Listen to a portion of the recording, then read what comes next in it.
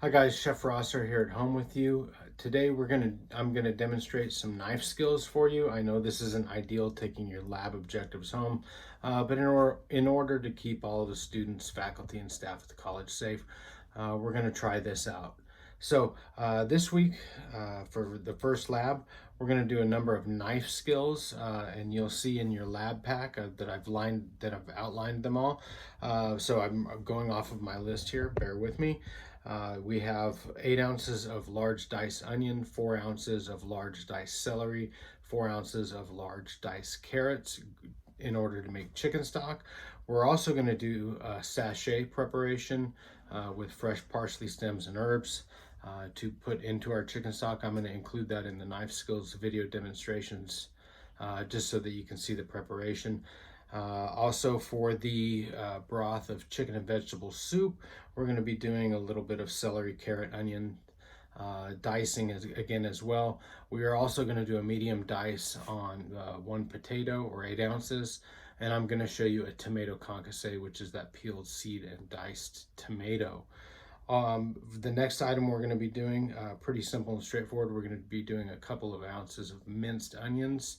That's going to be for a poached chicken preparation and also for a pan sauce for a sauteed chicken breast. And then we're going to be doing some diced mushrooms, and then finally some minced parsley. We're going to be using the parsley stems in the sachet preparation, and we'll be using the parsley itself in all of these dishes, at very least as a garnish. All right, hope you guys enjoy the videos. Okay guys, welcome back. So as you see, I've got my countertop laid out with all of my ingredients, and these are the same ingredients that you guys are going to have in your lab packet. I've got celery, carrots, onion, parsley, tomato, potato, and mushroom. I've got my chef knife, and I have some other knives available as well. I have clean bowls to put everything in, a large cutting board. I have a scale, a peeler, and then most importantly, these are those Mercer rules that I wanted to tell you guys about. And these are great ways for you guys to practice your knife cuts. This is the large Mercer rules with all of the pertinent knife cuts over here.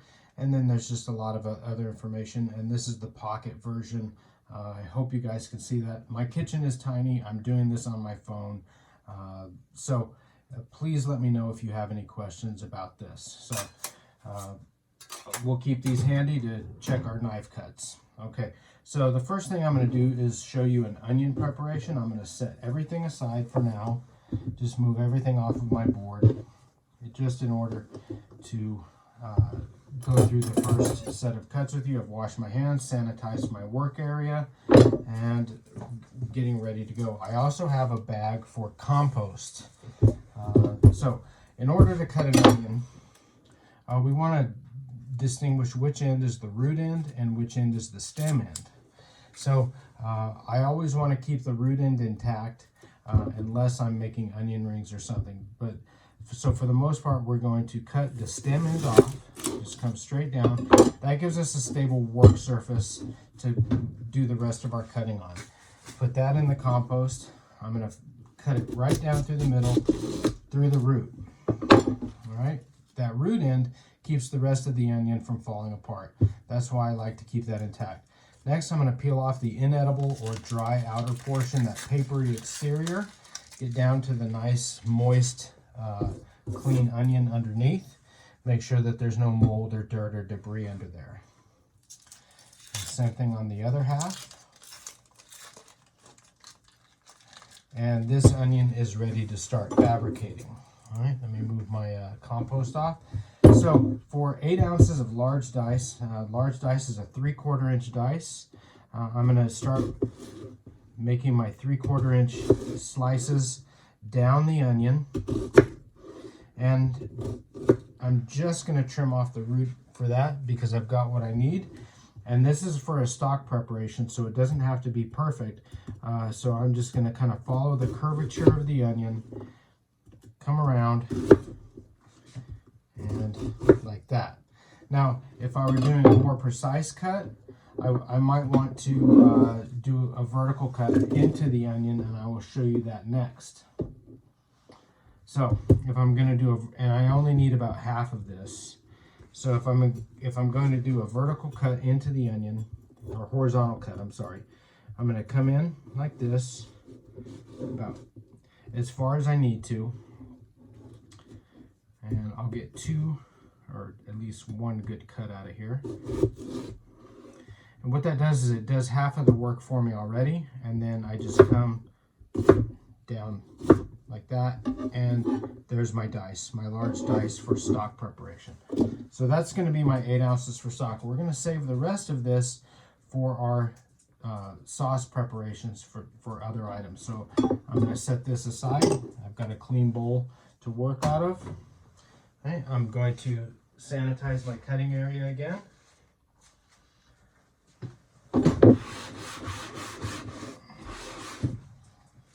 Clean everything up, get it ready for my next demonstration. Okay, so the next thing we're going to do is our large carrots. So I've got my peeler right here. We want to make sure we get all of the skin off of the carrot. And we're going to put that into the compost. So for 4 ounces, we're only going to use a portion of this. But I would also like to show you guys some other cuts that we talked about in the lecture portion of class this week. Okay, so I'm going to go ahead and peel 2 carrots in order to do these demonstrations.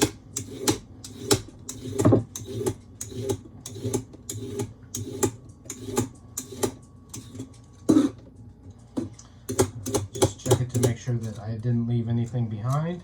Come and peel the tip as well. Okay, so I've got my carrots peeled.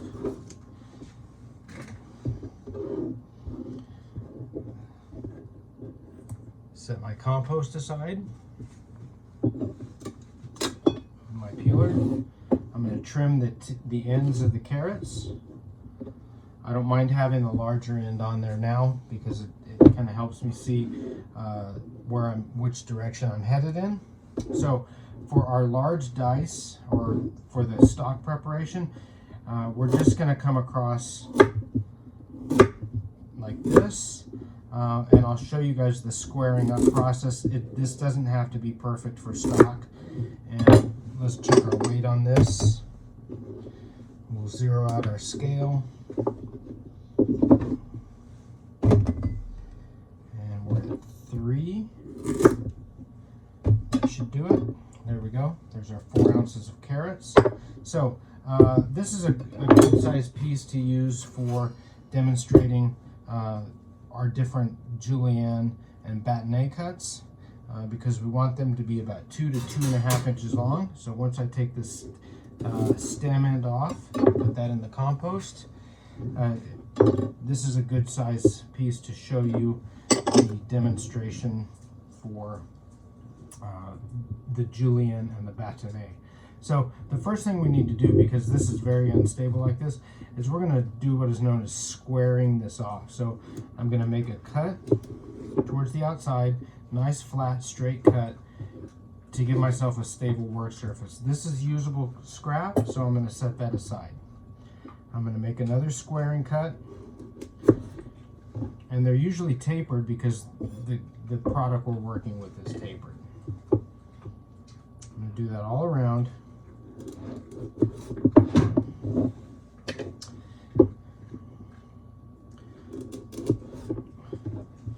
And this is the product that I have to work with. So if I'm going to do a bâtonnet, which is 1/4 inch by 1/4 inch by 2 to 2.5 inches long, I'm going to start cutting 1/4 inch wide planks off of this carrot.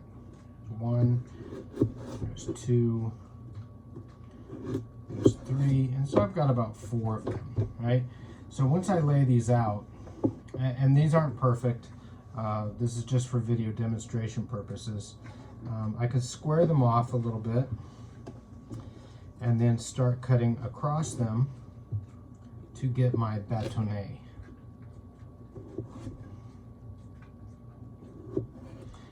And yes, this creates some scraps, but that's okay. missed that one a little bit. So that is your bâtonnet. They're a little big, but for purposes of video demonstration, that's not too bad, right? So there's that. If I'm going to do a julienne, I would cut this in half, and I'll show you that really quickly.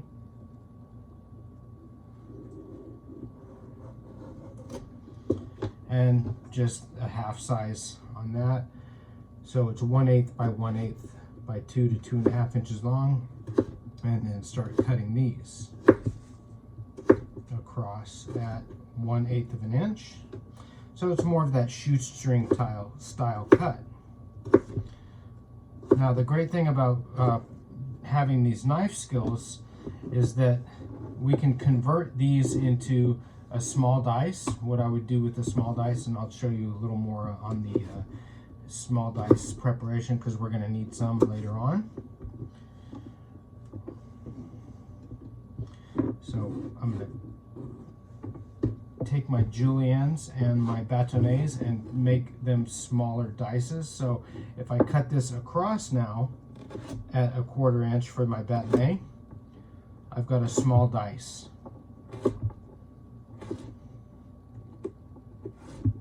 Okay, so there's my small dice of carrots.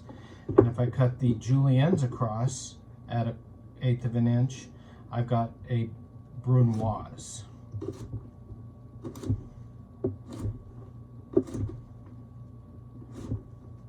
So these are the knife skills that you guys should be practicing at home. That's why I always say it's great to get one of these Mercer rules to follow. Okay, I'm going to stop the video and get ready for my next setup.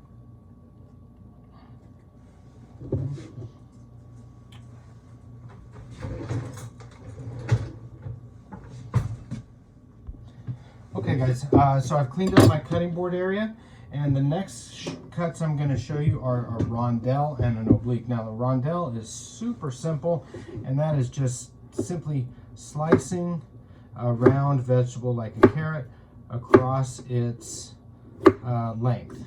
The important thing with a rondelle is you want all of your slices to be the same thickness. Okay, so a pretty simple execution on that product. Not a big deal at all. Okay, so the next one we're going to do is an oblique cut, and this is a little tricky because we're going to roll the product forward, and it's also for round vegetables, and we're also going to keep our knife at a 45-degree angle. So my knife's at a 45-degree angle from my vegetable. I'm going to make my first cut, and my cuts are going to be wider at the skinnier end of the product. Make my cut. I'm going to roll the vegetable 90 degrees, and I know that I've rolled it 90 degrees when the angle is at the top. And then I'm going to make my next cut. I roll 90 degrees, make that next cut at 45, and the cuts are going to get closer together as the product gets fatter.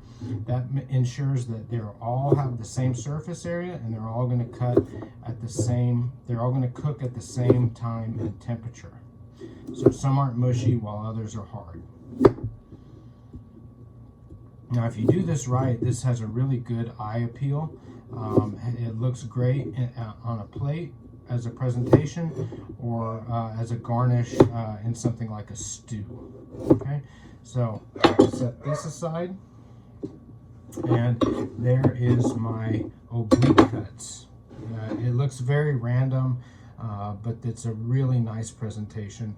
We would blanch these, shock them, and then saute them for a plate vegetable, or we could just put them into a braise or a stew as a nice garnish. Okay. All right, so the next item we're going to do is the large dice of celery for our stock preparation. We need 4 ounces. I'm going to zero out my scale and see how much my product weighs. This one piece weighs 3.4. I'm going to have to trim them up, and this is 1.5. So I'm barely going to have enough. What I'm going to do is I'm going to trim off anything that is kind of dirty or not intact that you don't want to eat or serve. So this broken part is going to go in the compost. I'm going to trim off the top because that doesn't look very appetizing either. So this is my good part. I've already washed these. Again, I'm going to trim off the bottom portion and the top. That goes in the compost. So I'm going to reweigh those, and I've got 3.9. I need 4 ounces, so I am about an ounce short. So one of these I'm going to demonstrate the small dice for, or I'm going to have the small dice for. So I'm going to cut about this just about in half, so I have something to put in my soup garnish. So for my large dice for the stock, again, it doesn't need to be perfect. I'm just going to cut across here, and I can split this in half lengthwise, and then just dice.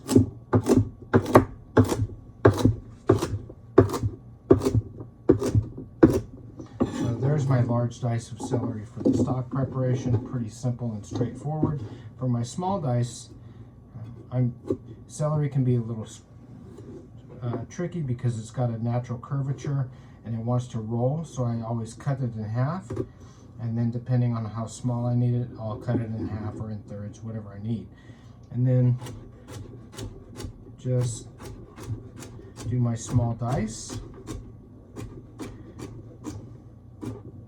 That's about a 1/4 inch dice, so that's less than an ounce, but it'll work for the purposes that I need it for. I'm going to put it over here with my carrots for our soup preparation.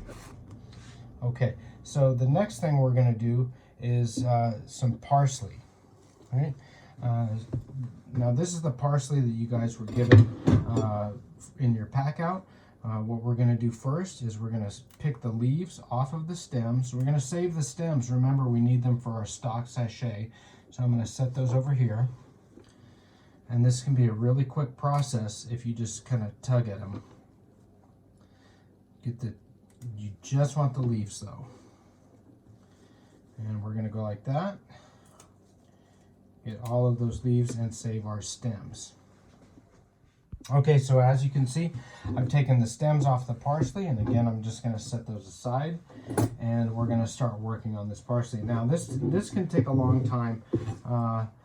This is just the leaves, and we want to make sure that we got all of the stems out, and I found a chunk that I don't want to see in there, and we're going to start chopping this. Get anything that's yellow out of there or wilted.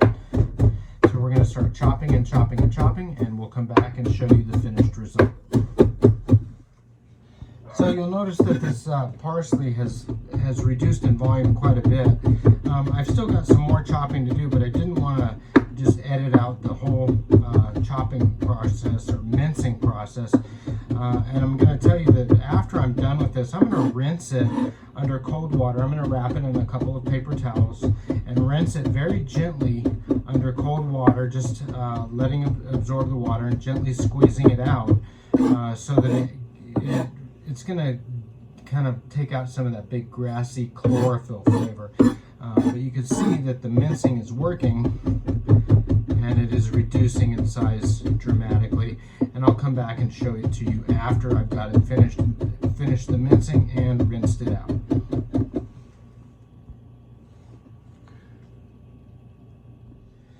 Okay, so as you can see, I've got my parsley all minced down. I've put it in a paper towel, and I'm just going to, like I said, gently wrap it up.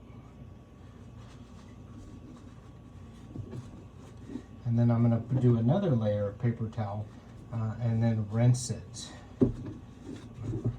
Just wrap that up, and I'll bring you guys over here so you can see the process, how I'm doing this.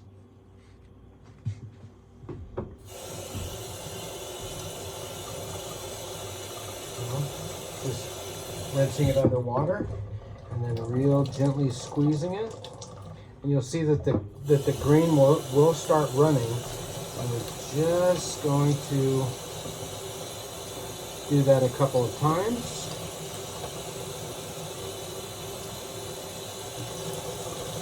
And that'll get that big grassy chlorophyll flavor out of that. Sorry, didn't mean to try to talk over the water.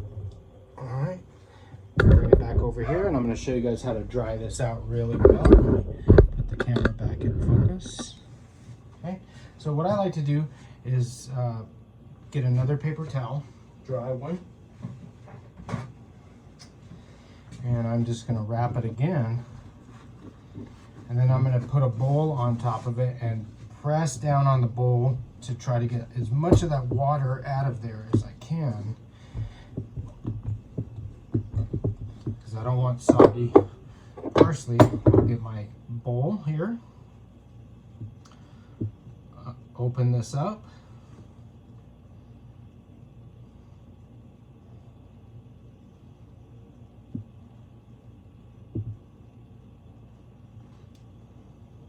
And you'll see a lot of that chlorophyll has stuck to the paper towel, and that's a good thing. That's what we're looking for.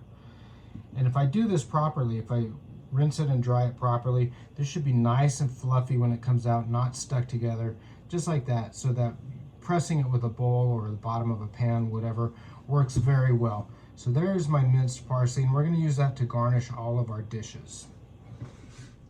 Okay, so the next technique we're going to demonstrate is making the sachet for your stock preparation. And in your lab pack, you were given a coffee, a little to-go container, and then there's a folded coffee filter.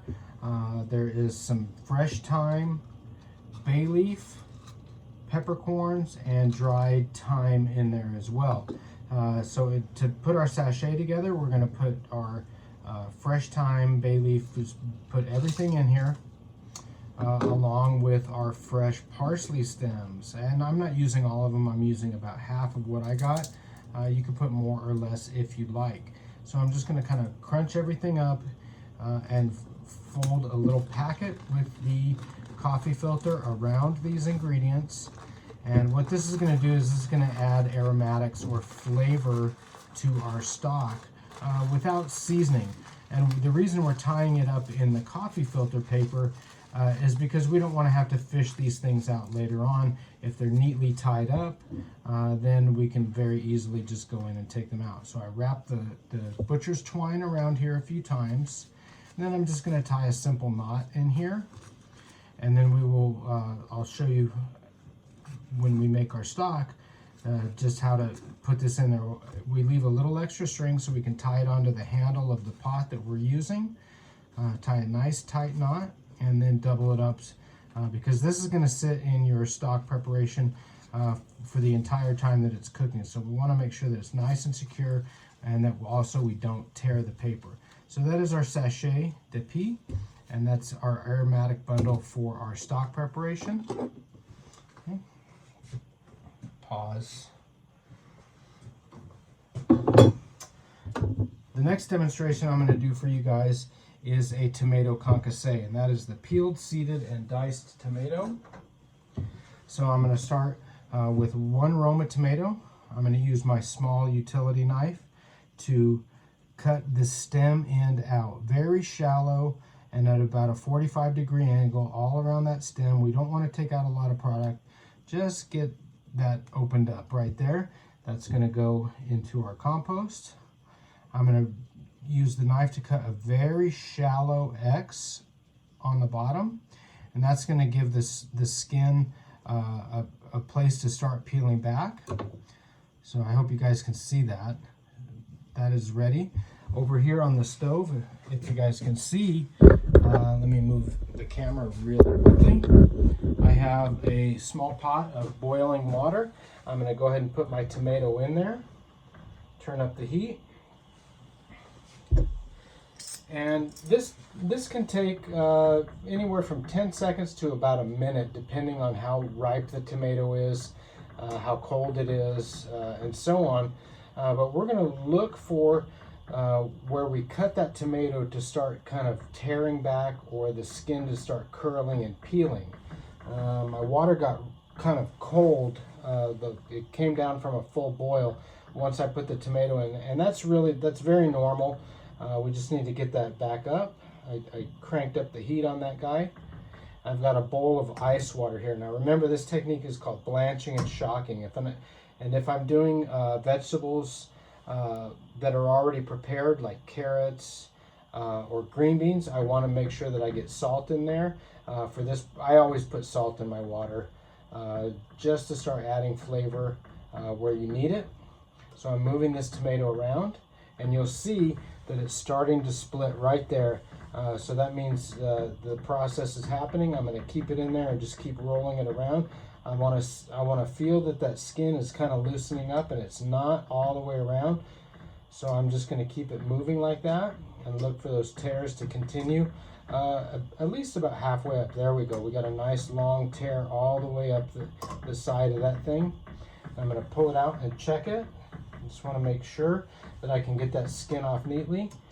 And in order to stop the cooking process, and this has been about 30 seconds or so, in order to stop that cooking process, I'm going to go right into my ice bath. So that's the blanching and shocking technique. Once this is cooled completely, I'm going to put it back on my cutting board, and I'll show you guys the peeling and seeding and dicing process that is the basis of the concassé.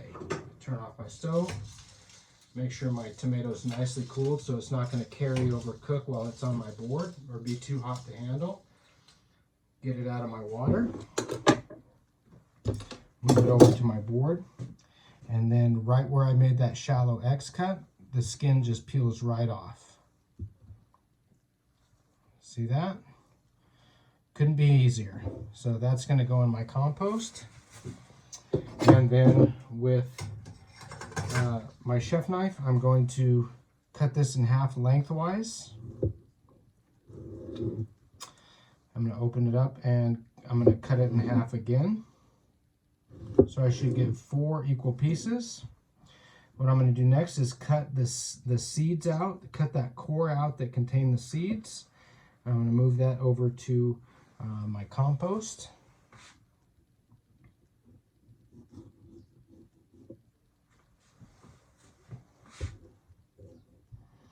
And this product is going to be used in our broth of chicken and vegetable soup preparation. All right, I want to make sure that all of the seeds are out. So I'm going to pick it up and just kind of push anything out that's left behind. And I'll use the tip of my knife to do that as well. The reason we want to get seeds out is, one, because they can water down a soup or a sauce preparation, but they also tend to be fairly bitter, so you want to get that out of there and start with the cleanest possible preparation on your tomatoes. All right, so set that aside, get my board wiped off again. So to proceed with the concassé, what I'm going to do is, depending on how large I want to dice it, I'm going to cut strips out of this tomato, a fillet for lack of a better term, and then do my dice on that. Now this is a great way to prepare tomatoes for stocks, or sauces, or soups. If you're making a large batch of tomato sauce, this can be kind of tedious, but there's no better way to start a sauce than with fresh tomatoes rather than canned, provided they're nicely ripened.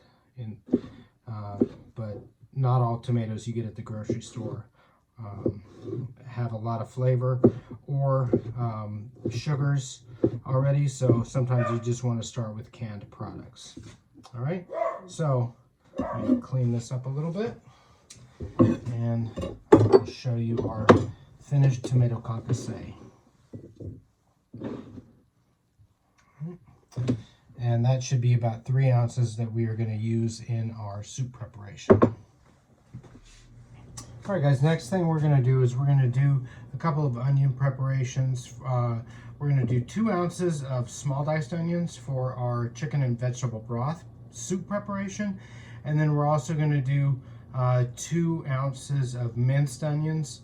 We're going to use 1 ounce for the poached chicken breast, and we're going to use 1 ounce for the sauteed chicken breast. So 4 ounces. Let me weigh my product here. I've got 3.7. I'm just about there, so close enough. So for the small dice, what I like to do is I'm just going to cut across. And I'm going to use about half of my product, and this is going to be for the soup preparation. I'm going to lay that down and then just come across and kind of follow the curvature of the onion. Now, remember, this is going to go in a soup, and it doesn't have to be perfect.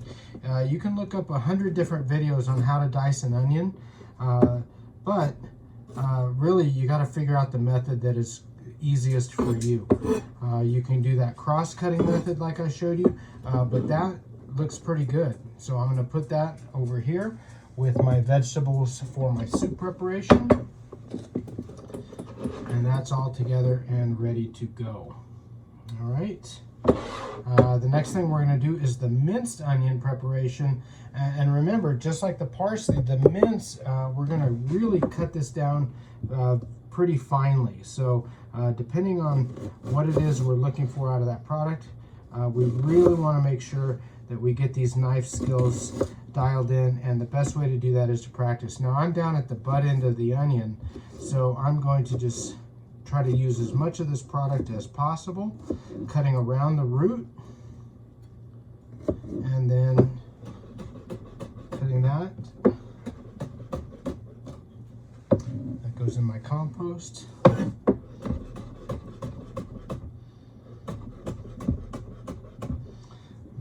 Lay this down and start my mincing. And remember, I'm going to go back over this a few times with that kind of chopping, mincing technique that I showed you with the parsley. So if it's kind of irregular or coarse at this point, that's fine. We're just going to kind of take our blade over it. I just like pushing everything together and making small rocking cuts with my knife. That's the beautiful thing about the curvature of these blades is it allows you to do that. If you have a really straight blade without that curvature, doing this is really difficult. So you see how this technique makes really quick work of mincing, and the same principle can be used for garlic or shallots, any aromatic that you want to get down into a small, consistent size.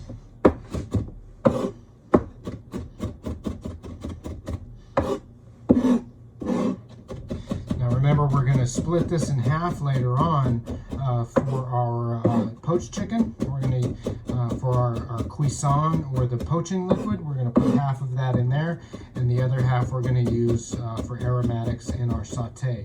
I always like to scrape down my blade because the food likes to kind of creep up the blade and stick there. And then scrape everything back together, and then just give it one final pass just to ensure a nice consistent mincing of that product. All right, scrape it all back together. And I know it's kind of hard to see the onion on the white cutting board, but we've got a nice, consistent product there. All right, the next product we're going to be working with is going to be fresh mushrooms. Now, I've already rinsed these mushrooms and dried them off gently, wiped them down with a paper towel. So these mushrooms are going to get small diced, and they are going to be part of our sauteed chicken breast dish.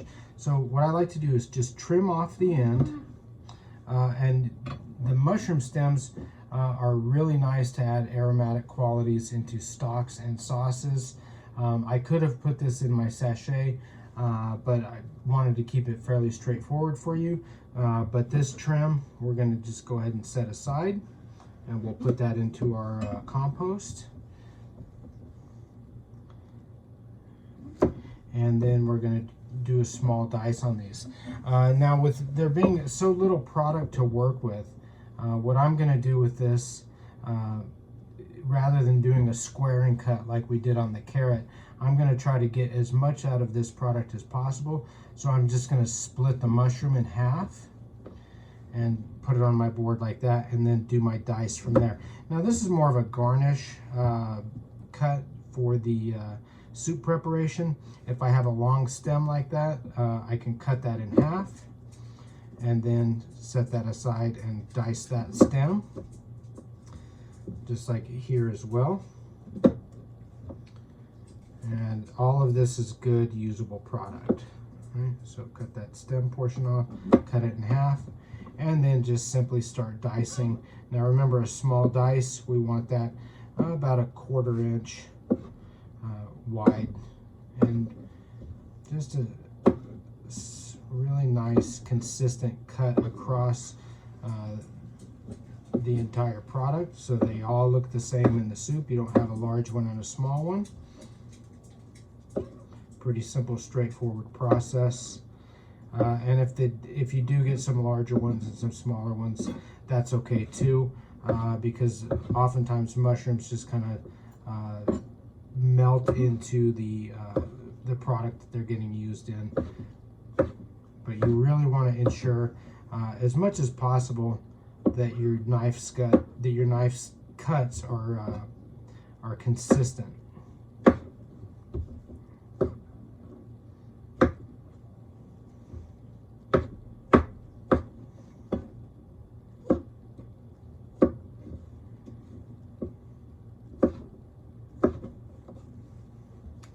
And this is supposed to be 3 ounces. I'm not sure if it's going to weigh out, but what you have there should be enough. All right, so I'm going to put this in my ramekin, give it a weight.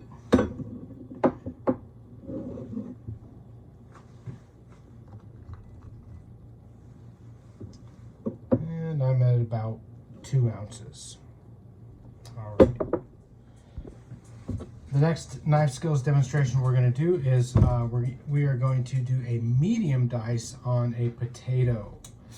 So we're going to start by taking this 1 russet potato, peeling it nicely. I always like to wash my potatoes before I peel them. They typically have a lot of dirt on the outside, and if you wash them before you peel them, that dirt doesn't transfer to the flesh underneath. It's just a little easier, cleaner way to work with these products. And if you still need to rinse it afterwards, go ahead. You really want to get any dirt off of the exterior of the peeled potato. So the peel is going to go into my compost. The recipe is calling for 8 ounces. Potatoes can be really wonderful additions to soups, which this is going to be going into our chicken and vegetable broth soup. But if we add them too early in the cooking process, what can happen is they will just dissolve and turn to mush in our soup. You can buy either starchy potatoes or waxy potatoes. This is a starchy potato. It is not ideal to use in soup preparations because of the fact that they tend to dissolve in water. This would be perfect for mashed potatoes because as it cooks in the moist environment, it's going to want to fall apart, and it'll make perfect mashed potatoes. But using it for a soup preparation, it's still going to want to dissolve. So you want to add it closer to the end of the cooking process as possible, just enough to get it cooked, and then it'll serve. It will act as a thickening agent, and if it dissolves in your soup as well. So to start this, I'm going to square off the ends because this is a dicing process. We're going to square off the ends. I'm going to cut this thing in half to make it a little more manageable. Remember, we're doing a medium dice, and it's a bit larger. It's a 1/2 inch by 1/2 inch. So after I square this off, I'm going to start my dicing. I don't want to cut a whole lot off of here, so this is about 1.5 inches wide, and you can see, if you have your Mercer rules out, you can see that the bottom is just under 2 inches and the top is about 1.5 inches. So I'm going to finish my squaring cuts so that I have a nice piece to work with. And then I'm going to cut it in 3 equal pieces, right? So once I get this on my board, I can lay it out like that and just start my cuts. 1/2 inch.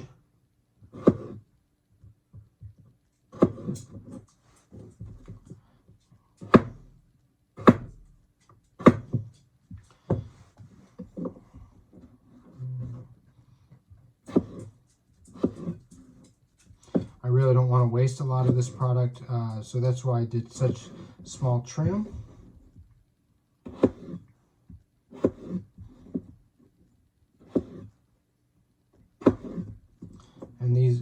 once these cook down in your broth, they'll be nice size, and they will go appropriately in that broth.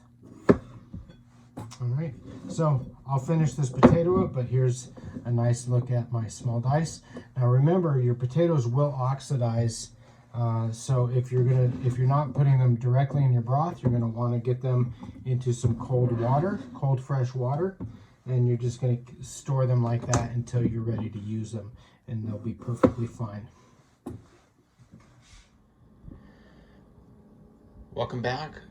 This time we are going to be making chicken stock. So I have my fabricated chicken over here, and if you watch the chicken fabrication video, you'll notice that I left the leg and thigh intact.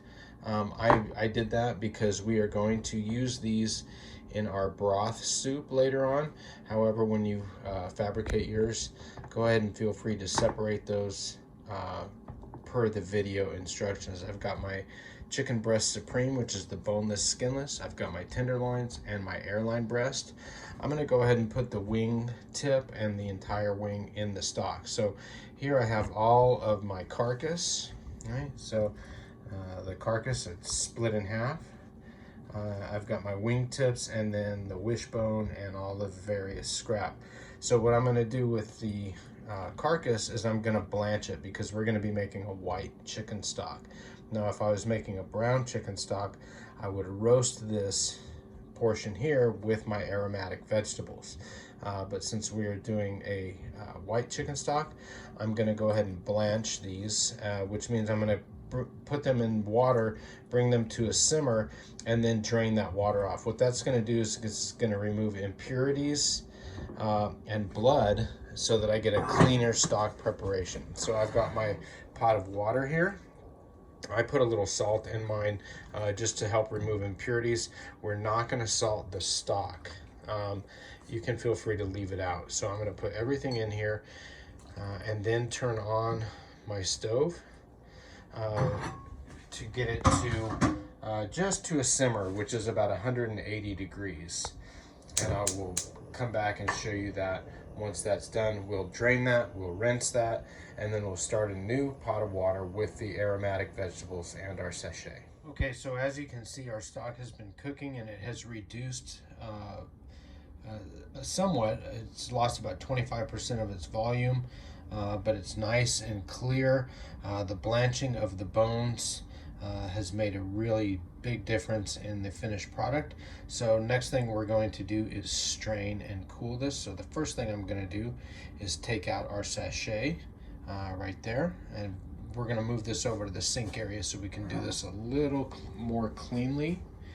All right, so in one side of the sink I have a fine mesh strainer set up, and I'm going to pour through that, and then I'm going to transfer that over to my ice bath area. Pretty simple, straightforward. Remember, these stocks, liquid preparations, can still be hazardous even after they're cooked. We just want to make sure that we're not going to get anyone sick. So I'm going to pour through there, making sure not to agitate it very much. Doing this one-handed is a little tricky though.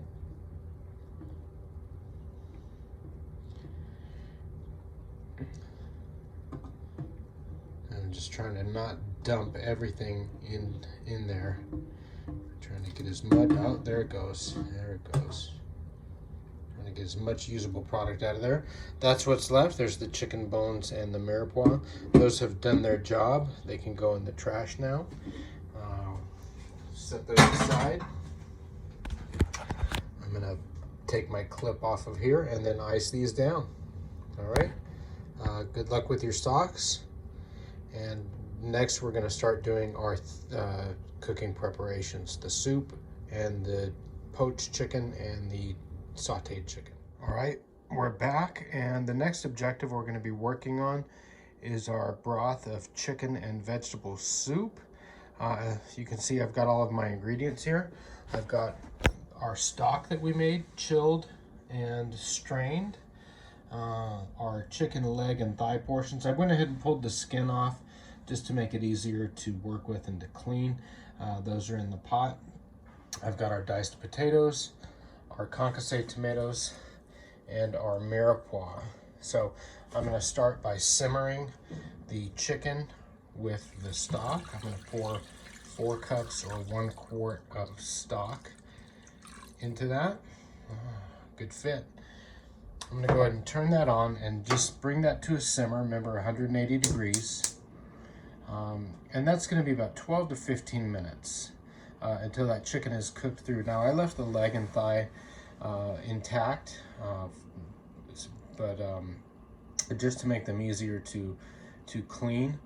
So after these are simmered and cooked through, I'm going to cool those down, and then I'm going to remove the meat from the bone, dice that up as the soup garnish. Once that's done, I'm going to set that aside, and I'm going to simmer this down with our mirepoix vegetables for another 10 minutes or so, and then add our potatoes until they're cooked, and then we're going to finish with our garnish of the concassé tomatoes, and we're going to add some of the parsley that we did earlier. So we'll come back and take a look at this once that chicken gets done. So the bones have been blanching now for about 6 minutes with the heat on high, and you'll notice that a lot of the impurities and the fats have floated to the surface. And if you look really close, just under the surface, you can see a lot of movement. I want to bring this just to the point of boiling. Then I'm going to turn it off. I'm going to drain it, and I'm going to rinse the bones off and put them back in the pan with clean cold water. So the bones have boiled, and I've shut them off, and you can see there's a lot of impurities that have floated up to the top, and you can still see a little movement in the water. I'm going to go ahead and move this over to the sink, drain it through a colander, give it a rinse with cold water,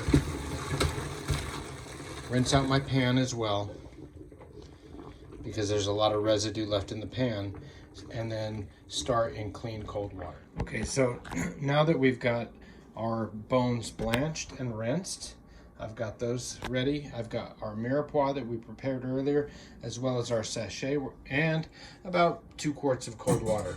We're going to go ahead and put our bones in. We're going to just combine all of these ingredients into our stock pot, our mirepoix, and then our sachet. Remember this little guy? So I've got that extra string. We can go ahead and just tie this onto the handle of the pot. Sorry, let me get out of the shot. I'm gonna turn this on, and I'm gonna bring that to a simmer. And a simmer is about 180 degrees, so you can use your instant read thermometer. You want to keep it at that 180 degrees, 180 to 190. We don't want to boil this. That's really important. Do not cover it. Don't stir it. Once it is cooking, we're going to leave it cooking for about at least 4 hours. It can go as long as 8. During the cooking process, you're going to want to skim the top to get any fat or impurities, the scum that floats up. You're going to want to get that off before it finishes cooking. And once that's done, we can strain it and cool it. Remember, make your stock first, because you're going to be using stock in a couple of your other objectives. So this really needs to happen first. Keep everything ready until your stock is done.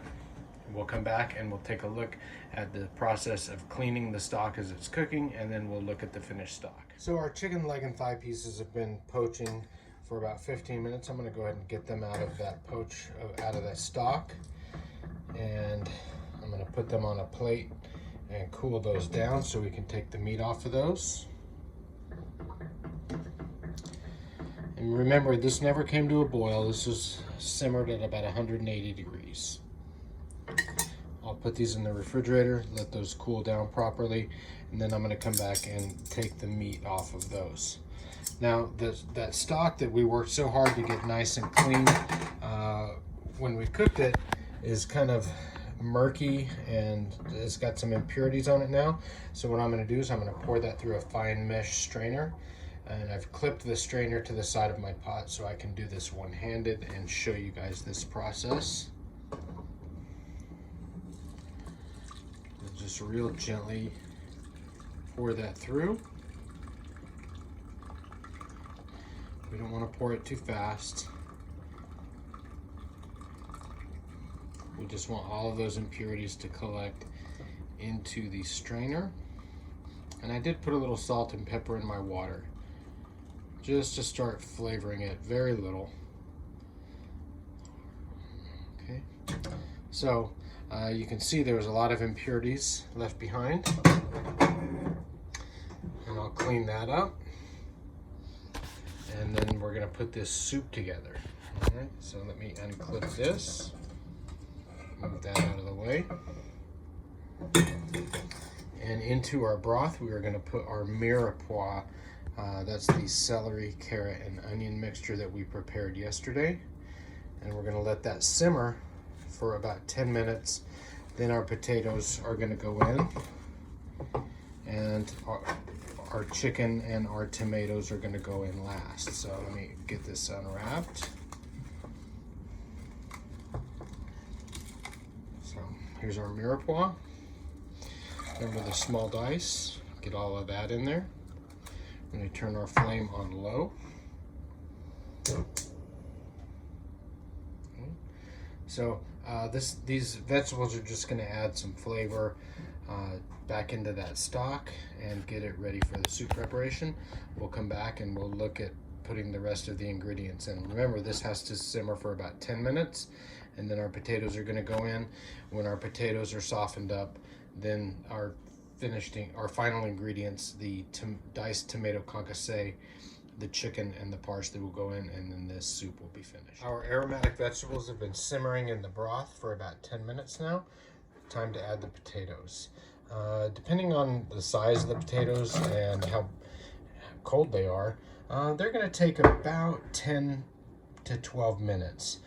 We just want those to be fork tender. We don't want those to be falling apart. We'll come back and check those in just a little bit. So while our potatoes and vegetables were simmering away, I went ahead and cleaned up the chicken leg and thigh meat. I got all of the fat, connective tissue, bones off of there. We're going to go ahead and get that in there since our potatoes are now tender. I'm going to just very gently put that in there. And we're going to garnish with our tomatoes. Now this is all going to cook for about at least another 10 to 15 minutes. We're going to check it for seasoning, and then we are going to garnish it with our fresh parsley and serve. We'll come back and take a look at the finished product. So our soup's been simmering for about 10-15 minutes with all of our ingredients in, just bringing all of those flavors together. The last thing that we're going to do is add a little bit of our parsley garnish from yesterday. And we're not going to add too much. We just want to give it a little flavor and a little brightness. You could also squeeze a little lemon juice in here.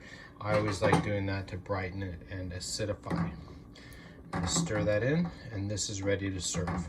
I've got my ladle, and I've got a bowl ready. We're just going to go ahead and ladle this into our bowl. See how nicely our chicken cooked up, nice and clean. Get a little more broth in there.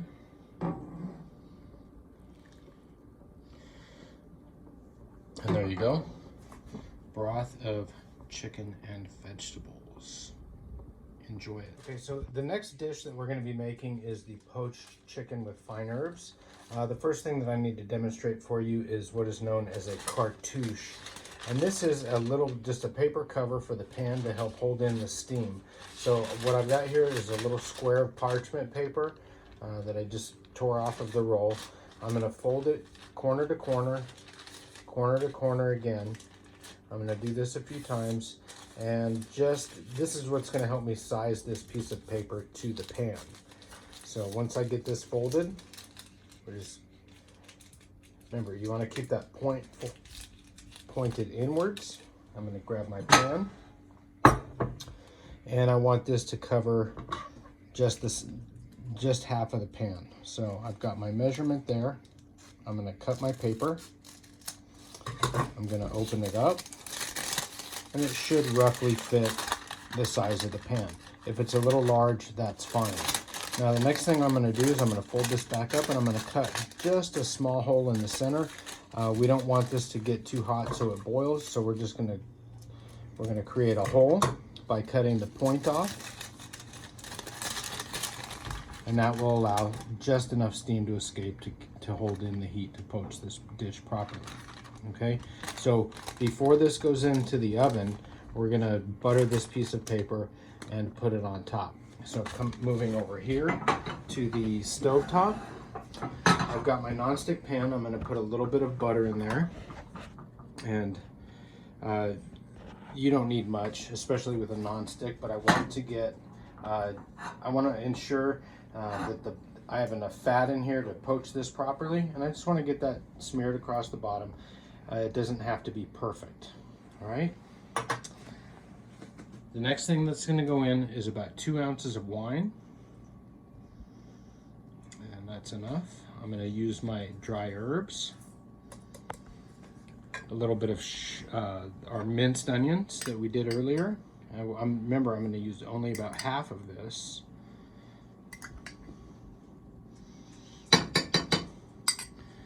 Save the rest for our sauteed chicken dish, and then again a little bit of our parsley. Now, when we're making this dish, we're going to make what is known as a cuisson, which is the poaching liquid that we're cooking the bird in. We're also going to use that as a plate sauce. So I've got my chicken supreme in here, and I'm going to just set it gently over that product in there. Just make sure that it's down. Don't want it on top of a pile of onions. Just want to get it set down in there, and then I'm going to pour enough of our chicken stock in there to cover that chicken halfway. So here's the remainder of our chicken stock after we made our soup, and you don't need a whole lot. There, our chicken's covered halfway. At this point, I'm going to put it on my burner in the back, my simmer burner, and I don't want a really high heat. This is just going to be at about medium heat, just to bring up that heat gently. And while that's warming up, we're going to go back here to our paper and butter that. That does a couple of things. That ensures that it doesn't stick to our product, and that it creates a good seal. So I'm just going around the paper, smearing that butter in, and then once that butter is a little soft from the heat of my hand, I just work it in around that paper. And this is an old French terminology. This will be on your midterm. Remember, it's called a cartouche. All right, and the sauce is called a cuisson. All right, so just make sure your paper is nicely buttered. And once that chicken comes up to temp, we're gonna put that on there, and it will come to temp fairly quickly. Excuse me, let me wipe my hands. It's gonna come to temperature fairly quickly. We're gonna get a little seasoning in there at this point. Get our salt and pepper in there. We want it on the bird and in the liquid, just a little bit, to ensure that we have a proper seasoning and flavor profile. So as that's warming up, I can see that the butter's starting to melt. It's time to put our cartouche on. And when we bring this over to the dish, we're going to put the butter side facing down on top of the chicken. We're just going to bring that up to heat, bring it to a simmer, and then we're going to throw that in our preheated oven at 350 degrees. We'll come back when that's out of the oven. We're going to take the chicken out of the sauce and then make our cuisson, which is our poaching liquid. Be back. Okay, so our chicken's been in the oven now for about 10 minutes simmering. We're going to go ahead and pull that out and check the temperature on this. We're going to take our cartouche off, and there is our lovely poached chicken breast. I'm going to show you guys the proper technique to get the temperature on that. You're going to want to get your probe thermometer, whether it's an instant read or a digital, and we're going to get our chicken, and we're going to go into the fattest part of the chicken. And remember, you want to get that to 165 degrees. And it's at 150. Almost 160.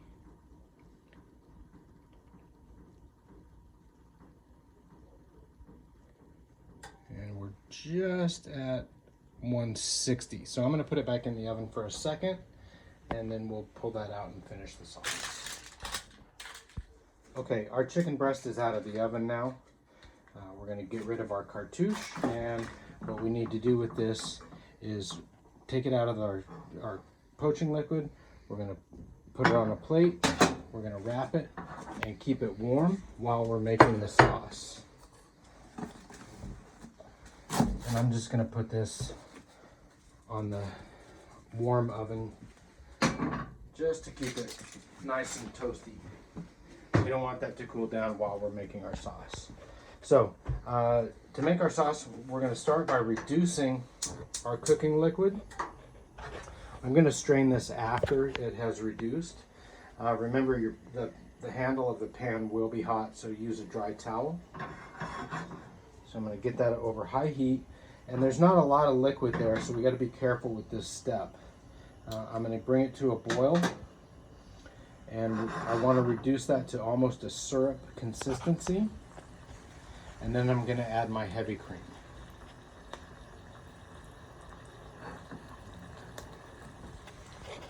Our poaching liquid has reduced down to that syrupy consistency we're looking for, so it's nice and thickened up. So at this point, I'm going to add my heavy cream in there, and I know the lab objectives say to reduce it first. I'm just going to reduce it in the pan, and then that's going to take another few minutes, and we'll go ahead and reduce this, and then we'll come back and look at the sauce finished preparation. Okay, so the cream is reduced down, and we've got a nice, what is known as nappe consistency. See, it's nice and thickened up. So at this point, what I'm going to do is unwrap my chicken breast. Get the plastic off of that guy. And you'll notice that I have an assistant for this part. I'm going to move this over here. And at this point, this is when I'm going to strain my sauce. And I'm going to through a fine mesh strainer.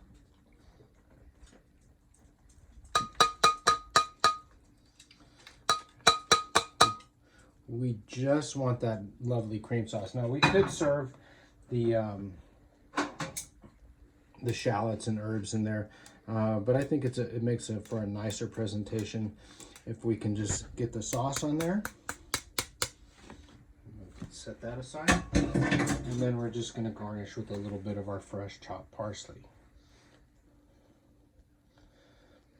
So that is the poached chicken breast. All right, the next dish and last one that we're going to be making is going to be the sauteed airline chicken breast. Now, if you watched the chicken fabrication video, you remember our airline chicken breast. What I'm going to do is I'm going to season this thing on both sides. A little salt and pepper. I've already dried it, and and I've got our dredging flour out on the counter as well. So season it well on both sides. You can add the seasoning into the flour as well. I prefer to season first and then go into plain flour. That way you ensure that your seasoning sticks to the product that you're going to cook rather than just staying in the flour. All right, so I'm going to go in my little bit of flour. And the dredging process, what that's going to do for this product is it's going to help it crisp up properly. It's also going to help it retain moisture and give it a really nice coloration. So we want to shake off the excess, but we want to make sure that we get every bit of this floured. Any portion that's not floured is susceptible to drying out. All right, let me just gently shake that off. I'm going to set that back on our plate. I'm going to get my pan hot and take my glove off. Right. So we're going to get a little bit of oil into our pan, I'm using a non-stick pan. You can use cast iron, aluminum, it doesn't matter. You just want enough oil in there to keep this product from sticking. I'm going to get that swirled around, get it nice and hot.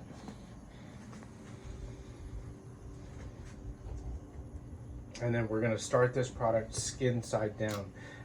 You really don't want to be touching this, so that's why I used gloves and tongs. Remember, if you're using a non-stick surface, use plastic tongs, plastic tip tongs. Metal tongs will ruin the surface of the pan. So we're going to make sure that that oil gets nice and hot. With so little oil, it's not going to take long. Remember, skin side down. And you hear a little bit of sizzling going on. And that will increase as it gets hotter. Okay. So I'm going to saute this on both sides, and then I'm going to put it on my roasting pan and then put it into the oven while I finish my integral sauce in the pan that we're cooking it in. And an integral sauce means that we are making the sauce with the juices of the meat we just cooked. It's going to provide more flavor and enhance the natural flavors, and really it's a great foundation for a sauce. So we'll come back when this is properly sauteed. Just get good color. Watch that it doesn't get too dark. Okay, so we've sauteed the skin side down first, and it's ready to turn, and we should have a nice bit of color on there. You want to make sure you still have enough fat in your pan because the flour is going to absorb that. And also watch your heat. So I'm just putting a drop of oil back in there so that this has enough oil to transmit heat and lubricate that, keep it from sticking. So you notice we have a nice coloration there. We're going to look for the same kind of coloration on the bottom. It will not be fully cooked. That's why we're going to put it onto a roasting pan, which I've got over here. I'm using a rack. You don't need to. The rack is going to ensure that stays nice and dry on the surface rather than getting moist where it's in contact with the pan. So we're not going to cook it too much longer here. Just get a little more color. I turned down my heat to a medium-high just to ensure that we don't burn this. Get too much color on the outside. One thing that I do want to do is turn this and get the profile, get a sear on the profile as well. Because I don't want it to be pale white on the sides once I'm done. I'll do that on one side. You can use the curvature of the pan to get that rounded lobe.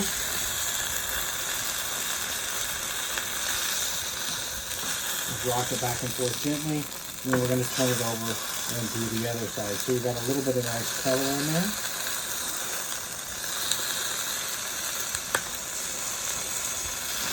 And this is a pretty popular technique in restaurants where we start items on the stove top and we throw them in the oven. That gives us the time to work on other products, especially in a restaurant where you have multiple tickets working at one time. Alright, so this is ready to go in my roasting pan. I'm going to set this back here. Put my pan in the oven. It's at 350, and we'll come back and finish that. Okay, so I've got a little bit of fat in the pan. I'm going to pour that off. And pour some of that off. I'm going to put some fresh fat in there because that stuff was getting a little dark. Get some fresh fat in there. And I'm going to add in the half of our onions that we saved, our minced onions. I'm going to start sauteing that to get some aromatics going. Remember, always use a dry towel.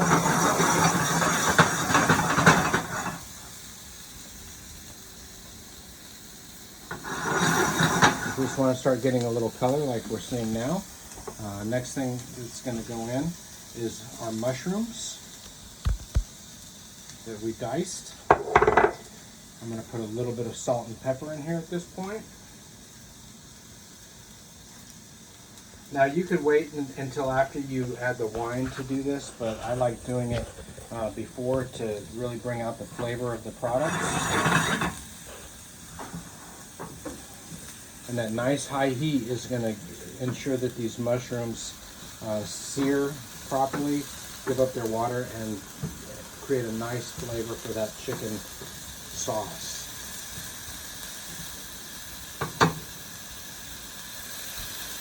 See how quickly that's cooking.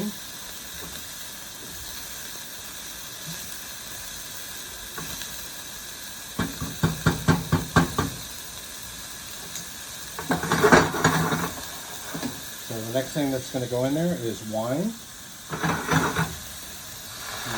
The rest of our wine. And we want to reduce that down to that syrupy, all set consistency like we did with our poached chicken. And that's going to add brightness and acidity to this dish. That's going to reduce down fairly quickly because there was only about 1.5 ounces, maybe 2 ounces there. And it's almost where we need it now.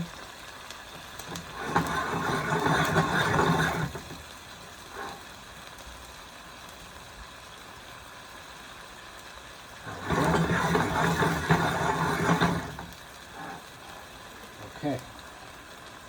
The next thing I'm going to add to this is chicken stock. I'm going to add about 2 to 3 ounces of chicken stock, and then we're going to reduce that down to the same consistency.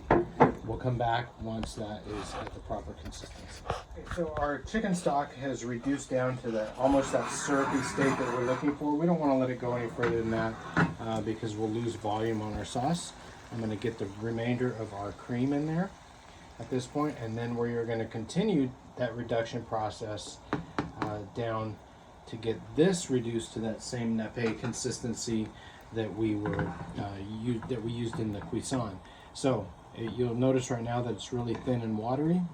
Once that reduction process is complete, that nappe consistency means that it will coat the back of a spoon. And it's just some more of the old school French terminology, but it's one that you will see and hear over and over and over. So remember that nappe consistency is the proper consistency for sauce, where you put it on the back of a spoon, drag your finger across, and then it will leave that kind of that streak. We'll come back when this is done. It's been in the oven for about 15 minutes now. We're going to check the temp on it and make sure that it has reached 165 degrees. It's a beautiful looking piece right there. Let's get our instant read thermometer out. And remember, always go into the thickest part of the bird, or thickest part of the meat. And 165 is the magic number. And it's heading there very quickly. 150, 160, and stalling out at 162. All right, so I'm going to throw this back in the oven for a second. After that, we need to take this out and rest it for 10 minutes. We want to let it rest because if we cut into it right away, what's going to end up happening is that all of the juices in there will run out. So we need to set it somewhere warm for about 10 minutes to ensure that those juices go back into those muscle fibers as it cools down and they relax. So let's take a look at our sauce next. It is finished. So you can definitely tell the difference in this. It's nice and thick and it coats the spatula.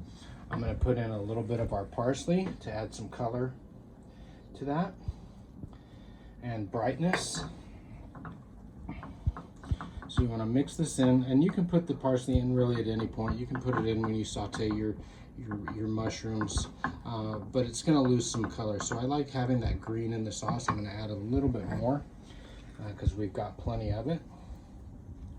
Get that stirred in. And then after the chicken has rested, we'll come back and put that on a plate. Our chicken breast has been resting for 5-10 minutes. Looks really nice. Let's go ahead and plate that up. Now, if we wanted to, one thing we could do is slice this for presentation. And I'll go ahead and do that for you guys really quickly. Let me get a cutting board and a knife. That way we can take a look at the interior of this as well. We've got our sauce sitting on just warm over here. And I'm just going to do a quick couple of scallop slices on this guy.